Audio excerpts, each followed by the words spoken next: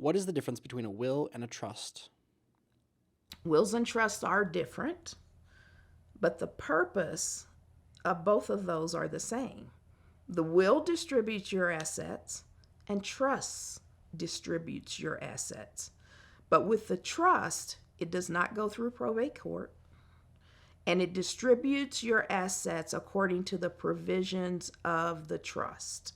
The trust that I do most, and I am not an expert in trust because trust can be extremely complex and complicated. And I will advise clients if they ask me about trust, I am very honest. I can do a simple a revocable living trust. Revocable meaning they can change it, and it is a living trust. While you're living, you still have control over all of your assets. You are the trustee, but then you name a successor trustee for when you die.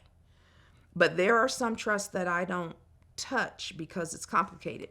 But again, the will says who gets what, the trust says who gets what. When you look down in the provisions of the trust, it will say, well, I want my home to go to my husband and then my son. And that's how things are distributed. So they don't come through probate court. But I will, as a caveat, and I won't go into a lot of detail, for my trust clients, I still do a will for them. And it's called a pour-over will. And it simply says, I leave everything that I have to go into my trust when I die. So even if they have missed something, I try to get people to make sure you have titled everything so it's already property and in the trust, because you have to fund the trust. But say they've bought a new car and they didn't do that. So that will then says everything comes into the trust. Then it's distributed according to the trust provisions. And then one last thing about trusts.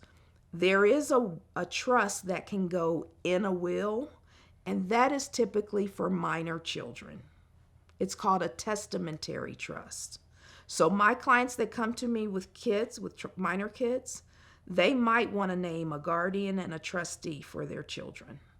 You can do it in your will and just say, when I die, I'll use myself for instance. When we had 3 small children, our will said to each other, and then if both of us are gone, I leave my mom as guardian and trustee of the kids, which meant I wanted her to be guardian of the person, like them physically.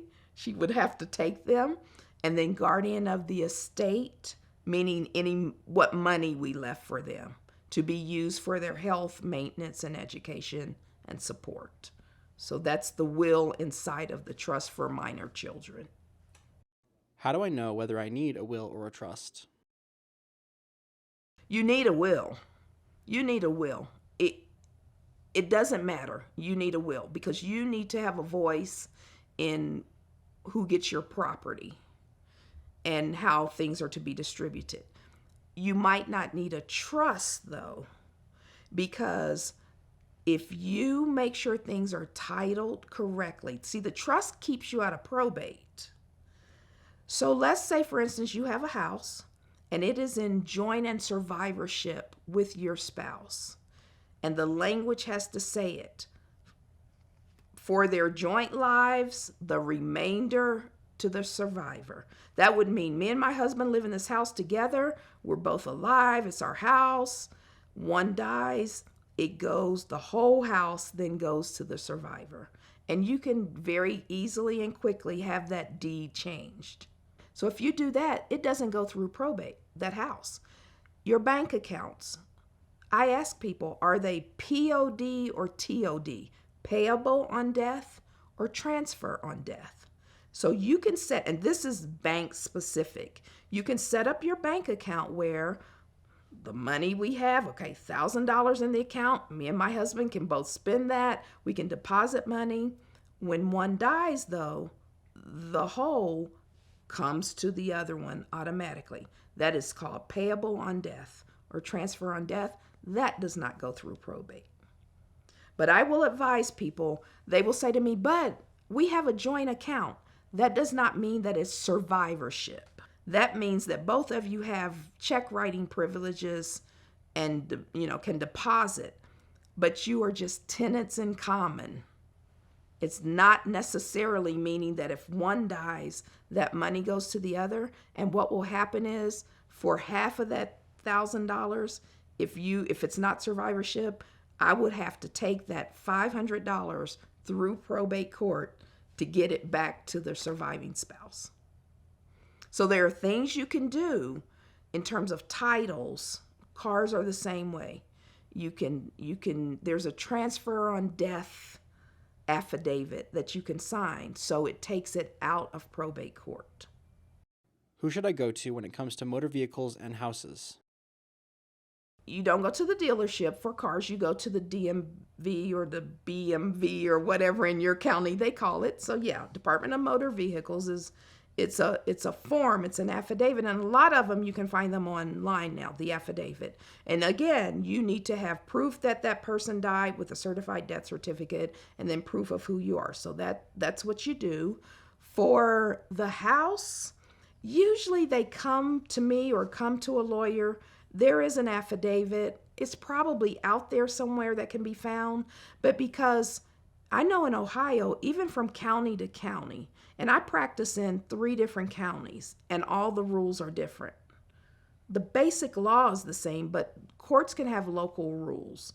So that's why people usually find a lawyer to get that house transferred and anything else. As far as bank accounts, a lot of people can just go to their banks and just show, again, the death certificate, and you can have the money transferred. Can wills and trusts be challenged? Absolutely. Will contests happen all the time. In the wills I do, I put a provision in that says if you're a beneficiary and you are going to contest this will, then your share is no longer automatic for you. And that kind of keeps the beneficiaries like, okay, I'm not going to challenge this. Yeah, but they're difficult, and that's litigation. And in my 35 years, I've not had a will contest. I had a call once and I referred it out because that's a process.